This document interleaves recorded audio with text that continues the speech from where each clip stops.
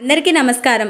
సకల శుభాలనిచ్చే ఆగ్నేయ దీపాన్ని ఏ విధంగా ఏర్పాటు చేసుకోవాలో ఈ వీడియోలో చూద్దామండి. ముందుగా వంటగది మొత్తం నీట్గా శుభ్రం చేసుకోవాలి. ఆ తర్వాత స్టవ్ పక్కన మనము ఆగ్నేయ దీపాన్ని వెలిగించుకోవాల్సి ఉంటుంది. ఆ ప్లేస్లో నీట్గా క్లాత్తో తుడుచుకొని ఈ విధంగా కింద పసుపు రాసి దానిపైన బియ్యం పిండితోటి ముగ్గు వేయాలన్నమాట.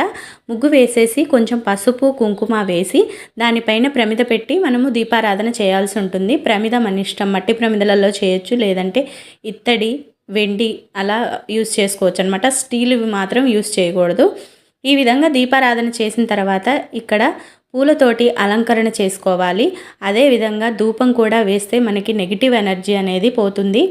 అలాగే నైవేద్యంగా అట్టిపండు కానీ, లేదంటే డ్రై ఫ్రూట్స్ కానీ, లేదంటే పంచదార పలుకులు, బెల్లం మీద ఏ విధైనా సమర్పించవచ్చు.